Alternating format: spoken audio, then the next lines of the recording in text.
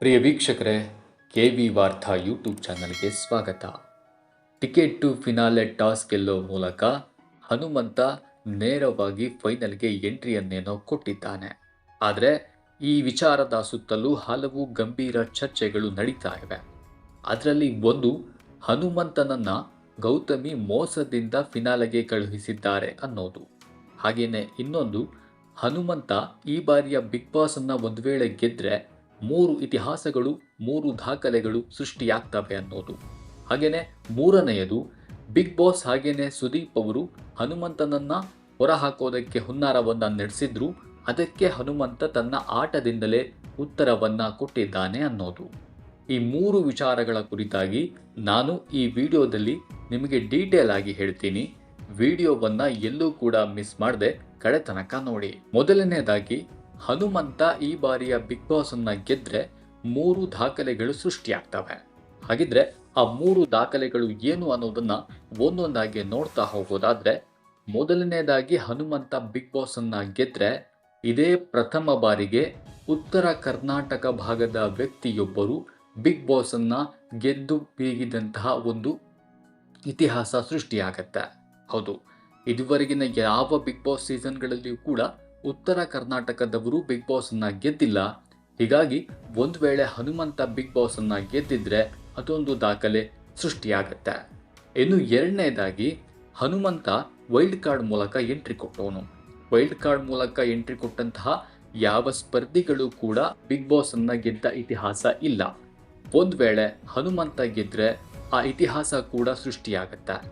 ಇನ್ನು ಮೂರನೆಯದಾಗಿ, ಹನುಮಂತ ಒಬ್ಬ ಸಾಮಾನ್ಯ ವ್ಯಕ್ತಿ, ಕಡು ಬಡತನದಿಂದ ಬಂದವನು, ಸಂಗೀತದ ಮೂಲಕ ಬಂದಂತಹ ವ್ಯಕ್ತಿ.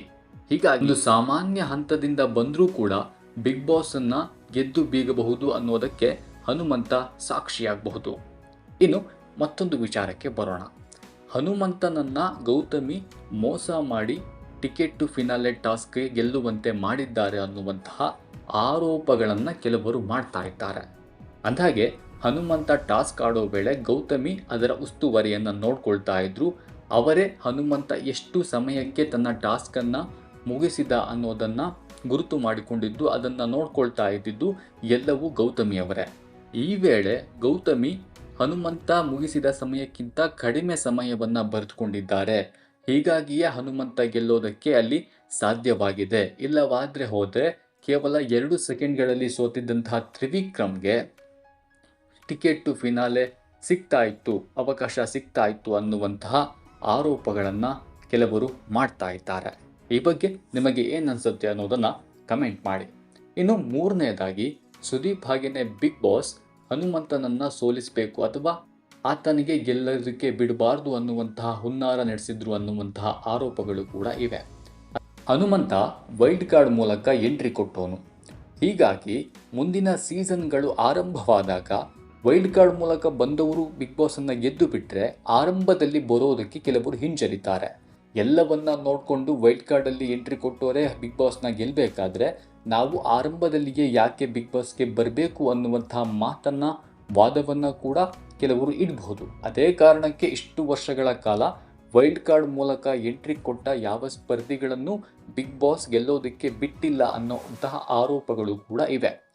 ಹನುಮಂತನ ವಿಚಾರದಲ್ಲಿಯೂ ಅದೇ ರೀತಿ ನಡೆದುಕೊಳ್ತಾ ಇದ್ರು ಅನ್ನುವಂತಹ ಮಾತುಗಳಿತ್ತು. ಆದರೆ ಹನುಮಂತ ತನ್ನ ಆಟದಿಂದಲೇ ಎಲ್ಲವಕ್ಕೂ ಅಲ್ಲಿ ಉತ್ತರವನ್ನ ಕೊಟ್ಟಿದ್ದಾನೆ. ಪ್ರಿಯ ವೀಕ್ಷಕರೇ, ಈ ಬಗ್ಗೆ ನಿಮಗೇನನ್ಸುತ್ತೆ? ಹನುಮಂತ ಈ ಬಾರಿಯ ಬಿಗ್ ಬಾಸ್ ಅನ್ನ ಗೆದ್ದು ಬೀಗ್ತಾನ? ಒಂದು ವೇಳೆ ಹನುಮಂತ ಗೆಲ್ಲೋದಕ್ಕೆ ಆಗೋದಿಲ್ಲ ಅಂದರೆ ನಿಮ್ಮ ಪ್ರಕಾರ ಬಿಗ್ ಬಾಸ್ ಅನ್ನ ಯಾರು ಗೆದ್ದು ಬೀಗಬಹುದು ಅನ್ನೋದರ ಕುರಿತಾಗಿ ಕಮೆಂಟ್ ಮಾಡಿ ತಿಳಿಸೋದನ್ನು ಯಾವುದೇ ಕಾರಣಕ್ಕೂ ಮರಿಬೇಡಿ.